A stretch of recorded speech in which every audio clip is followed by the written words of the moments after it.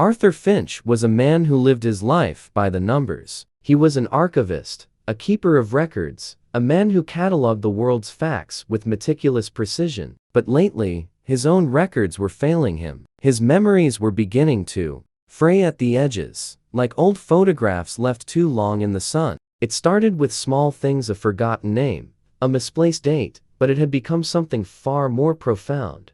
A complete blank where his last conversation with his wife, Ilara, should have been. She had passed away 6 months ago, and with her, the last words they had shared. That blank space in his memory was a silent, aching void. He had heard the whispers, of course. Havenwood was a town that ran on whispers, and the one that fascinated him most was of a train that only ran at midnight. Not from the main station, with its bustling platforms and gleaming tracks, but from a forgotten, rusted platform hidden behind the old water tower. They called it the Nocturne Express, a phantom locomotive that traveled to destinations not found on any map. It went, they said, to places that only existed in memory, in dreams, or in forgotten history. Desperate, Arthur decided to find out for himself. He arrived at the hidden platform precisely at 11:55 p.m. The air was thick with the scent of damp earth and oil. The platform was a single, cracked slab of concrete, overgrown with weeds. There was no sign, no clock,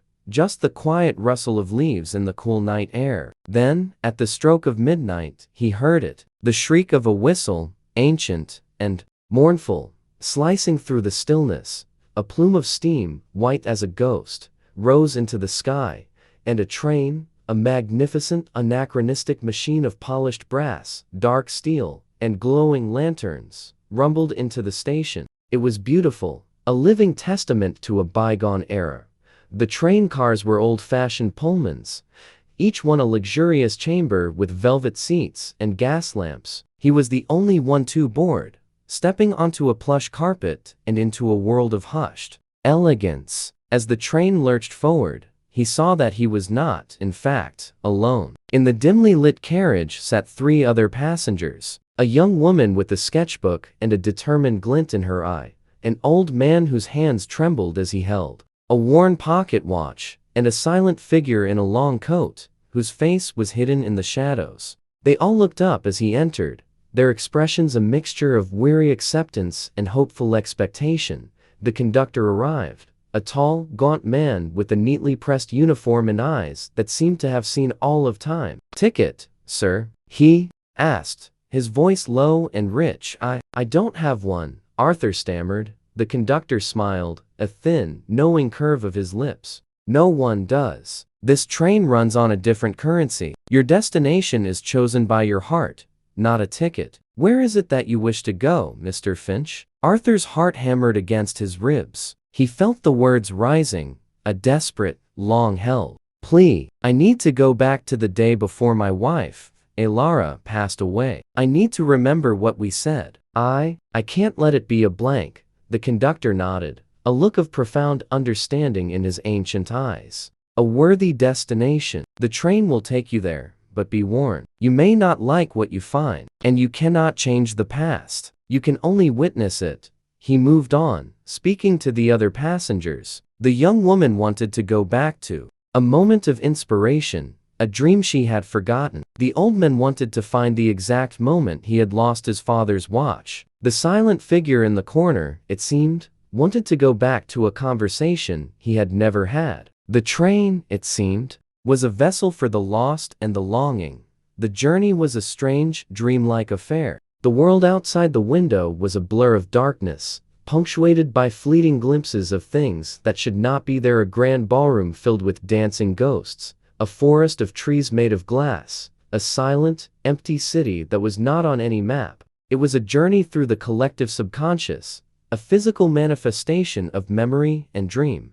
Suddenly, the train began to slow. The conductor appeared at Arthur's side, his hand on his shoulder. "We have arrived, Mr. Finch. Be brave. It will not last long." The train doors hissed open, and Arthur stepped out onto a street that was both familiar and foreign. It was his own street, but it was years younger. The houses were freshly painted, the trees were smaller, and the world was bathed in the soft glow of a street lamp. He walked to his own front door, his hand hovering over the doorknob. He could hear voices inside, and his heart clenched with a mix of joy and terror.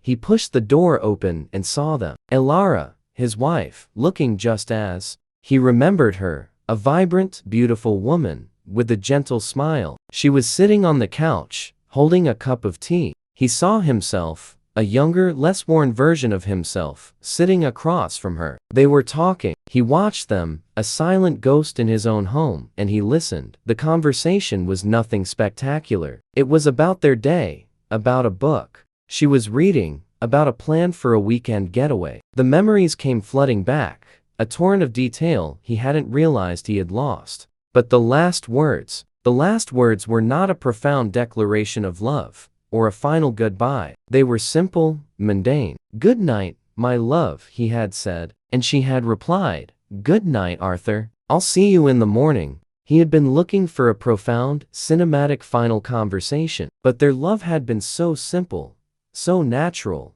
that it needed no big words. It was in the gentle way she held his hand, the way she looked at him. The memory was not a great, tragic farewell. It was just a quiet end to a beautiful day. He watched his younger self leave the room, saw Elara take a final sip of her tea, and then the scene began to dissolve, fading into mist. He felt a profound sense of peace. He had not lost a memory. He had just forgotten its beautiful ordinariness. The memory was now solid, whole, a treasure he would never lose again.